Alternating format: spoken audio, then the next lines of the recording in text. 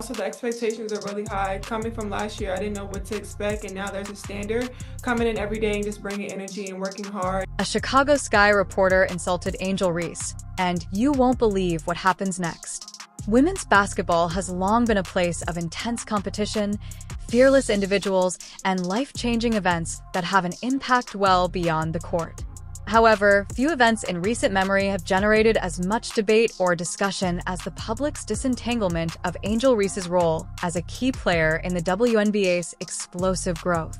Angel Reese kind of things online during interviews.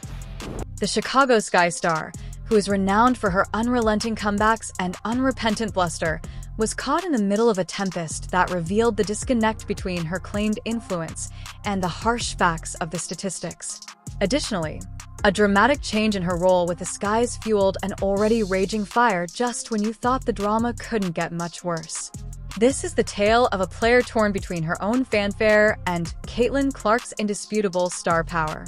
A story that's as much about identity, ambition, basketball, and the constant scrutiny of the limelight. Let's go back to last season, when Angel rejoined the WNBA with a grudge and a story to sell after winning a national championship with LSU. She asserted that she was more than just a player, she was a sensation.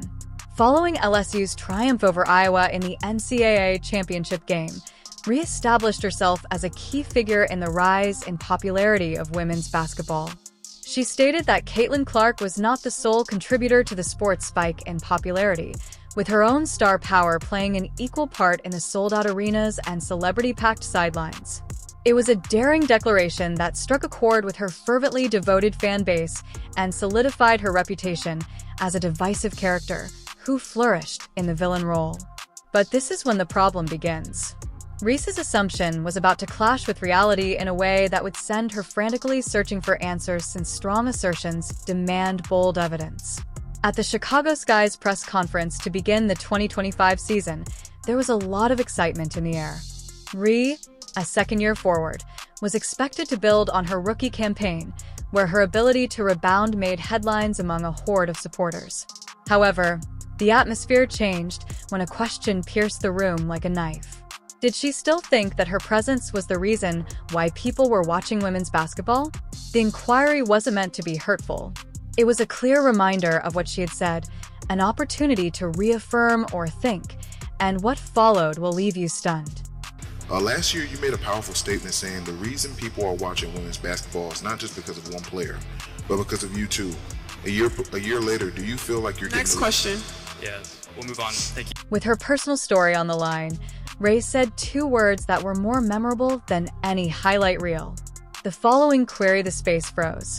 No defense, no statistics, no swagger, just a quick escape that made it clear how out of step her comments were with reality. This wasn't only an uncomfortable moment, rather, it was a rift in the basis of her meticulously constructed persona. But wait, things take a startling turn at this point. Reese is unable to ignore the narrative that the numbers, those harsh judges of reality, tell. The Chicago Sky's home games drew an average of only 8,000 spectators last season. Not exactly the stuff of a cultural phenomenon, but respectable contrast that with the Indiana Fever, whose presence made every game a sellout event that drew over 17,000 spectators to Gainbridge Fieldhouse each night. And it gets worse.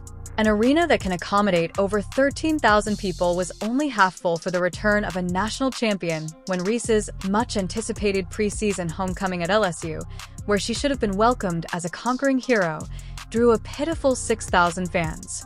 Stay tuned because things get pretty intriguing in this next section.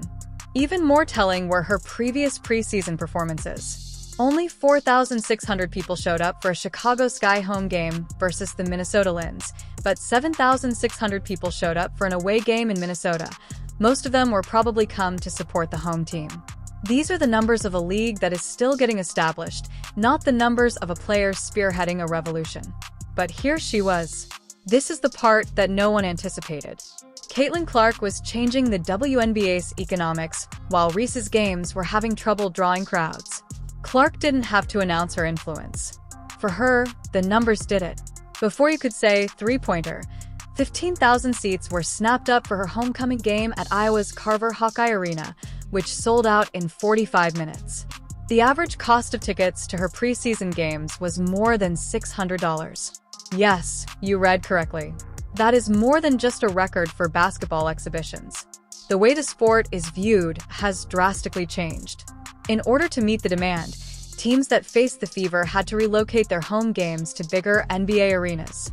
Reese and no other player in the league's history have experienced this phenomena, and the merchandise Reese didn't even make the top 10, but Clark's jersey became the second best-selling basketball jersey in 2024, behind only Steph Curry. Every game became a must-see event because to the Fever's Now You Know marketing, which featured Clark and featured tour-style t-shirts announcing that every game was played at home. The message was unambiguous. Clark was a movement, not just a player. However, what follows is just crazy. The Chicago Sky released a bombshell that sent shockwaves across the basketball world while Reese was evading inquiries and struggling with low attendance. The team's new head coach, Tyler Marsh, declared a drastic change in the offensive scheme that would drastically change Reese's role. The paint-dominant rebound had vanished. The forward, who had made double-doubles her brand, the Sky envisioned a stretch for a versatile player who could take mid-range jumpers and space the floor while stepping away from the hoop in her position. The focal point of this new offense wasn't Reese, just when you thought it couldn't get much weirder. The Brazilian sensation Camila Cardoso was the new center of attention due to her size, grace, and unrealized potential. This was a total makeover, not a tweak, and the drama was only heightened by Reese's absence from training camp following the announcement. Let's be honest. Reese's domination in the paint has always been a part of who she is as a player. She grabbed rebounds with a fierceness that felt personal during her time at LSU and her debut season, scoring double-doubles that helped her become famous. She became a force to be reckoned with after her 19-rebound effort against Indiana in her second professional game went viral, but the new blueprint for the Sky asks her to give up the exact thing that made her famous: mid-range jumpers, seize, and attempt shots. For a player whose career field goal percentage is a concerning 39.1%, this is unprecedented.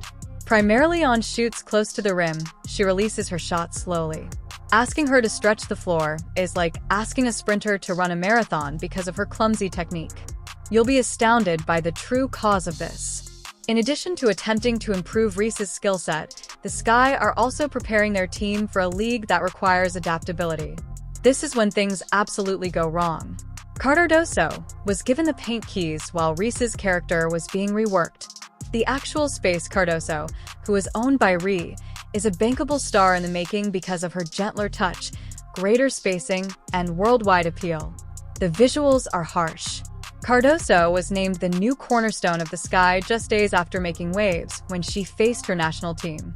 In a flurry of social media activity, fans accused the Sky of planning a campaign to undermine Reese's reputation and support Cardoso. There were numerous conspiracy theories, with some asserting that the action was a conscious attempt to end Reese's record-breaking rebounding run before it could define her WNBA career. This is what they aren't telling you, though. This is about basketball, not favoritism. The WNBA of today requires forwards with shooting ability. Move the ball and generate offense. Reese is a weakness against defenses who block the paint and challenge her to shoot because of her one-dimensional game rebound putback repetition.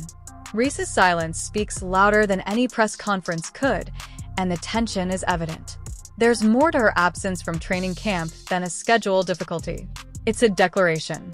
The majority of top athletes would view a role change as a challenge, an opportunity to improve, and a way to silence skeptics. You won't believe how it turns out, though, as Reese's response implies that she sees it as a betrayal and a theft of the persona she has worked so hard to create. Fans' calls for her to demand a trade are becoming more and more loud. "Angel, they don't deserve you. Get out of Chicago," was written by one person on X. This type of drama flourishes in social media echo chambers where fury drowns out subtleties. But let's be brutally honest. Reese's career may be more defined by her resistance to change than by any stat line. In the meantime, Caitlin Clark keeps promoting the WNBA without mentioning herself once. Her games regularly attract over 1 million viewers. Her influence is so evident that the Fever's 41 nationally broadcast games this season surpass even the Los Angeles Lakers, and her jersey sales equal those of NBA superstars. Clark does more than simply fill arenas. Because of her star power, teams are renovating facilities and increasing marketing, forcing the league to reassess its infrastructure. The Fever's approach is a brilliant example of how to use talent. In order to create a lineup that will win now rather than in 3 years, they have surrounded Clark with seasoned players like Sophie Cunningham and Natasha Howard. Cunningham's comparison of Clark to a younger, hotter, flashier, and more deadly Diana Taurasi highlights the type of star power that may be demonstrated without a press conference. And that's only a small portion of it. There is a sharp contrast between the Sky and the Fever. Chicago appears unsure about Reese's future, while Indiana has thrown their support behind Clark's transformation from a lottery team to a must-see TV show in only 1 year. Is she just another player or the cornerstone of a marketing asset? Reese is surrounded by complementary talent thanks to Sky's passive strategy and lack of aggressive actions. The Fever's planned risk contrasts sharply with her role's lack of clarity. Here's why this is important to you. It's not simply a tale of two players. It's a glimpse into how businesses use celebrity endorsements, strike a balance between publicity and outcomes, and how quickly a narrative can change when the numbers don't line up. What will happen to Angel next? The stakes are extremely high, but Reese has the option of accepting the challenge, improving her game, and demonstrating that she is more than just a rebounding machine, or embracing the drama, demanding a trade, and pursuing a new beginning somewhere. Her career and the larger discussion regarding player autonomy and development in the WNBA will be defined by this moment. And you'll realize why this is so crucial by the end of it. All eyes will be on Reese and Clark as the Sky get ready to play the Fever on May 17, 2025, in a matchup that will be viewed as the Ollie Frazier of our generation. This is not only because of what they perform on the floor, but also because of what their careers indicate about the direction of women's basketball. Please like, share, and subscribe to our YouTube channel if you liked this video.